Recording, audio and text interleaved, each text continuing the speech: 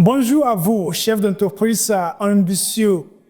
Si vos ventes peinent à décoller au Bénin, ce n'est pas parce que votre produit est mauvais, mais parce qu'il y a deux erreurs que vous ignorez simples qui font fuir vos clients, même quand ce que vous vendez est de qualité. Aujourd'hui, je vais vous montrer lesquelles et comment les éviter pour que vos produits Made in Bénin deviennent désirés et achetés. Je sais, ça paraît fort comme promesse, mais restez avec moi.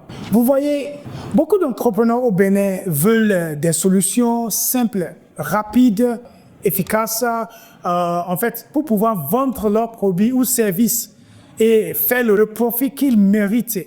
Et après, le travail, l'argent et le sacrifice qu'ils ont fait. Et je comprends très bien. Après tout, qui veut passer des années à souffrir avant d'avoir enfin des clients? Oui, il existe des méthodes simples pour réussir. Mais c'est là que ça se complique. Il y a certaines habitudes et certaines façons de penser qui, si on ne les change pas, vont bloquer tous nos efforts. Vous pouvez avoir le meilleur produit du marché. En fait, le plus beau emballage, peut-être un prix correct, mais si ces blocages ne sont pas enlevés, vous ne pourrez pas atteindre votre vrai potentiel en business. Et le plus grand de ce blocage, celui que je vois presque toujours, c'est notre manière de voir les choses, notre façon de penser. En fait, ici au Bénin, je vais vous expliquer pourquoi je peux en parler avec certitude. Je suis anglophone et je viens du Nigeria. Mais ça fait plus de 10 ans que je vis et que je travaille ici au Bénin. Et ce que je vais partager avec vous aujourd'hui, ce sont des choses que j'ai vues en comparant deux marchés, le marché nigérien et le marché béninois. C'est un mélange d'expériences sur le terrain, de discussions en fait avec des certains entrepreneurs et de travailler concrètement dans ma société de branding et de communication. Et dans cette vidéo, je vais vous dire deux raisons principales pour lesquelles les produits Made in Bénin ne se vendent pas aussi bien que ceux venant de l'Occident. Et surtout, comme vous, en tant qu'entrepreneur, pouvez éviter en fait le manque de vente. Ça aussi contient l'échec de votre entreprise. Mais avant d'entrer dans les détails, je vais vous raconter une histoire. Cette histoire, c'est une histoire d'un entrepreneur avec qui j'ai travaillé ici au Bénin. Bien sûr, je ne vais pas donner son vrai prénom. On va l'appeler peut-être Pierre. Pierre est passionné par l'agriculture. Il a grandi dans une région où on cultive beaucoup d'ananas. Depuis petit, il savait reconnaître le bon fruit, faire le jus, choisir ceux qui sont vraiment sucrés et parfumés. Il avait une connaissance locale que beaucoup de gens n'ont pas. Mais un jour, il s'est dit, pourquoi ne pas en faire un vrai business? Et comme il a réussi à convaincre des personnes autour de lui, il a obtenu un peu d'argent pour démarrer en fait la production de jus d'ananas. Au début, tout allait bien. Il était motivé, il avait confiance en ses compétences. Et il pensait que ça suffirait pour réussir. Mais avec l'argent qu'il avait, il a acheté des bouteilles pour mettre le jus. Il a eu quelques difficultés pour trouver plus de financement, mais il a continué. Il a même pris un prêt pour acheter plus de matières premières. Il a enfin lancé sa production. Et c'est là qu'il a rencontré son premier problème. Il ne savait pas vraiment où vendre, ni comment vendre. Mais Pierre est courageux. Il a embauché quelques personnes pour l'aider à vendre. Et là, le deuxième problème, il n'arrivait pas à gérer ses employés, ni à organiser la distribution. Imagine, il devait aller chercher la matière première à la ferme, surveiller la fabrication du jus, mettre le produit en bouteille, trouver les points de vente, tout en essayant de faire la publicité. Les difficultés ont continué pendant 12 ans. Puis, quelqu'un lui a présenté un fournisseur de machines pour extraire le jus. Il a pensé que c'était la solution miracle. Et pendant un moment, ça allait mieux. Mais après 4 ans, il a été toujours au même niveau. Pas assez de visibilité et pas assez de ventes et un business qui ne décolle pas. Il a payé un graphiste pour faire plus de beaux visuels, engagé un community manager pour gérer ses réseaux sociaux. Mais malgré tout ça, les ventes restaient faibles. Et c'est là que je l'ai rencontré. Un jour, je couvrais un mariage avec mon équipe en photo et vidéo. Pierre était aussi là pour fournir en fait du jus d'ananas aux invités. Et pendant que mon équipe travaillait, j'ai marché un peu en fait dans la salle. Je l'ai vu assis, seul, avec un regard fatigué. En fait, presque découragé. Je suis allé le saluer et je lui ai demandé « Ah, ça va ?» Il a hésité un moment et puis il a commencé à parler. En l'écoutant, j'ai compris que ces problèmes n'étaient pas seulement techniques, il était surtout stratégique.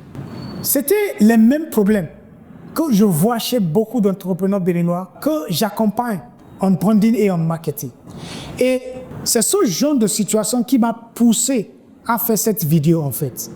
Parce que si vous vous reconnaissez un peu dans l'histoire de Pierre, si vous avez un bon produit, mais que vous avez du mal à trouver vos clients, que vos ventes ne montent pas, que votre marque n'est pas assez visible, alors je veux que vous écoutez bien.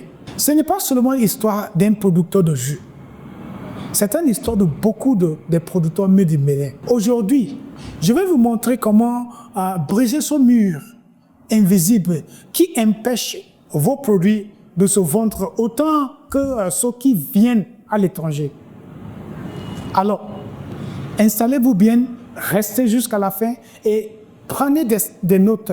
Parce que ce que vous allez entendre, ce sont les clés que j'utilise moi-même. Le premier blocage que j'ai remarqué chez beaucoup d'entrepreneurs béninois et que Pierre aussi a rencontré, c'est la perception de la valeur. Je ne veux pas en fait rentrer dans tous les détails techniques de ce qu'il aurait pu faire avant de commencer, peut-être comme le type d'emballage, le nombre d'employeurs, d'employés et le montant idéal pour démarrer. Non, non, non, non. Ce sont des sujets importants, oui, mais il y a quelque chose de plus important encore. Ça, c'est comment vos clients voient la valeur de ce que vous leur vendez. Et là, il y a un problème que je vois encore et encore. Beaucoup d'entrepreneurs parlent surtout de l'effort et de l'argent qu'ils ont mis dans leur activité, mais pas de ce que le client considère comme ayant de la valeur. En d'autres mots, la logique est suivante. En fait, j'ai beaucoup travaillé et j'ai beaucoup investi pour produire ce produit, donc il doit se vendre et rapporter quelque chose vite. Le résultat, c'est que on fixe souvent le prix selon nos besoins financiers et non selon la valeur que le marché voit dans notre produit. Comme l'argent est vital, puis une entreprise, la tentation aussi est grande. Et je l'ai dit déjà dans une autre vidéo. de tomber dans le piège, de vouloir l'argent à tout prix. Voici ce que je vois souvent au Bénin. On veut résoudre un problème pour un petit groupe de personnes, mais on veut que ce petit groupe paye très cher pour couvrir tous nos coûts. C'est pour ça que dans un supermarché, on peut voir parfois un produit made in Bénin vendu au même prix ou en fait même plus cher qu'un produit importé des États-Unis ou en fait peut-être d'Europe. Le problème derrière ça, c'est que on n'a pas compris ce que veut dire créer de la richesse en faisant du business. Créer de la richesse, ce n'est pas d'abord créer quelque chose qui m'apporte en fait à moi une valeur. Je suis vraiment ravi que vous appréciez cette formation jusqu'ici. Et peut-être qu'en suivant, vous vous dites, oui, c'est clair, mais comment est-ce que cela s'applique à mon propre projet ou à mon entreprise? C'est tout à fait normal.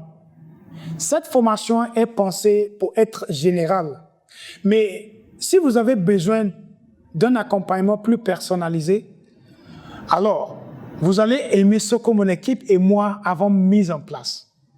Le programme Classe Affaires de Change Agents Africa. Avec ce programme, on va beaucoup plus loin. Tout commence par une masterclass où des experts vous donnent des outils concrets pour structurer, développer et faire évoluer votre entreprise. Pas en théorie, mais étape par étape. Vous bénéficiez d'un accompagnement stratégique, managérial et visuel pour renforcer votre compétitivité, votre visibilité digitale et votre attractivité commerciale. Et surtout, pendant cette classe, vous pouvez poser vos questions selon votre situation et vos besoins. Et ce n'est pas tout. Il y a aussi la foire virtuelle Classe Affaires. Si vous êtes sélectionné, vous aurez l'occasion de présenter votre produit ou service en ligne, de toucher de nouveaux clients et même de faire des ventes. Alors, si vous êtes prêt à donner à votre business l'élan qu'il mérite, cliquez sur le lien dans la description et réservez votre place dès maintenant. Nous serons très heureux de vous accueillir dans la Classe Affaires. Créer de la richesse, ce n'est pas d'abord créer quelque chose qui m'apporte en fait à moi une valeur. C'est d'abord créer quelque chose qui apporte de la valeur à quelqu'un d'autre. Et ce n'est pas moi, le vendeur, qui décide de cette valeur. C'est l'acheteur qui décide, le vrai indicateur. Ce n'est pas mon produit a de valeur parce que j'ai souffert pour le produit. Ou peut-être vous dites, mon produit a de la valeur parce qu'il m'a coûté cher à fabriquer. Non. La vraie question, c'est est-ce que ce que je propose correspond à ce que mon client considère comme précieux pour lui? Et pour savoir ça, il y a une étape qu'on ne peut pas éviter. Et cette étape-là, c'est l'étape de la découverte.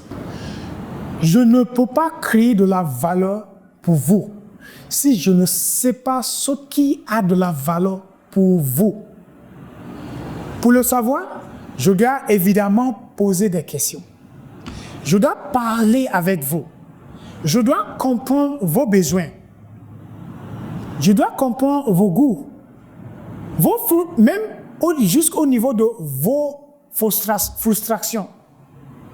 Et une fois que je sais ce qui est important pour vous, je peux maintenant vous le donner. Et c'est là, vous serez content même de me payer. Non pas parce que j'ai besoin de l'argent, mais parce que vous obtenez quelque chose qui compte vraiment pour vous. Dans mon entreprise, je fais du branding. pour des clients dans plusieurs pays. Ce qui me différencie de beaucoup d'autres, c'est ma façon de travailler avec mes clients. Quand un client vient me voir pour, en fait, par exemple, peut-être ce client va créer un visuel. En fait, la plupart du temps, il ne sait pas vraiment ce qu'il veut, ni pourquoi il veut ça. Alors, qu'est-ce que je fais? Je ne me précipite pas pour commencer le travail. Je commence par organiser une session de découverte. Pendant cette session, j'aide le client à clarifier à quoi servira le visuel, quel message il doit faire passer et à qui il doit en fait s'adresser. Cette discussion-là, ça change tout. Elle fait que le client voit plus de valeur dans ce que je propose. Parce qu'il comprend que je ne suis pas juste là pour faire un dessin ou un visuel, mais pour l'aider à atteindre un résultat précis. Je ne mets pas la priorité sur ce qu'il va me payer.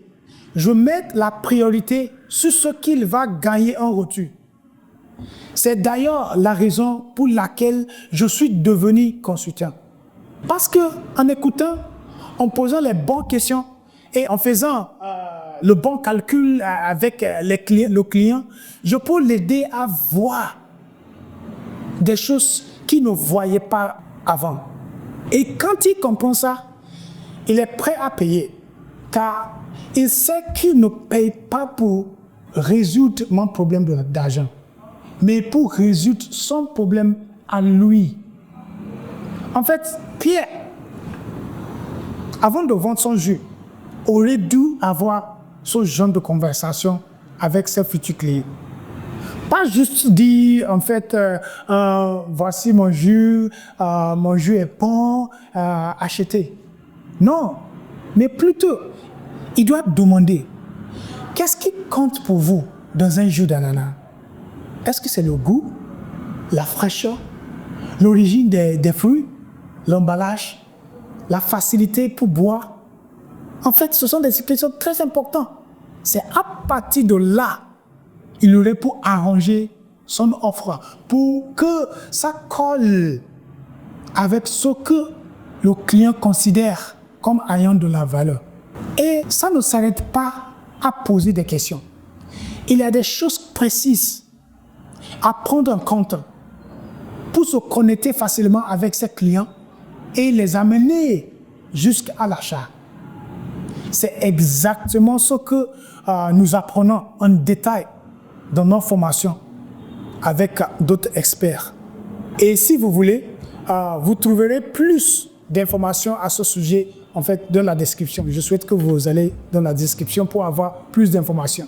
Le deuxième problème qui fait que beaucoup de produits made in Bénin ont du mal à être acceptés par les Béninois, c'est que l'entrepreneur vend un produit et non une transformation.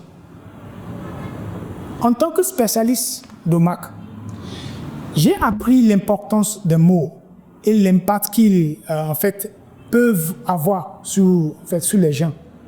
Et très souvent, les mots utilisés pour décrire un produit ici parlent seulement de la beauté du produit lui-même. C'est pour ça que beaucoup vont mettre beaucoup d'argent dans la création de flyers, dans des séances photos pour montrer en fait le produit sur en fait son meilleur angle.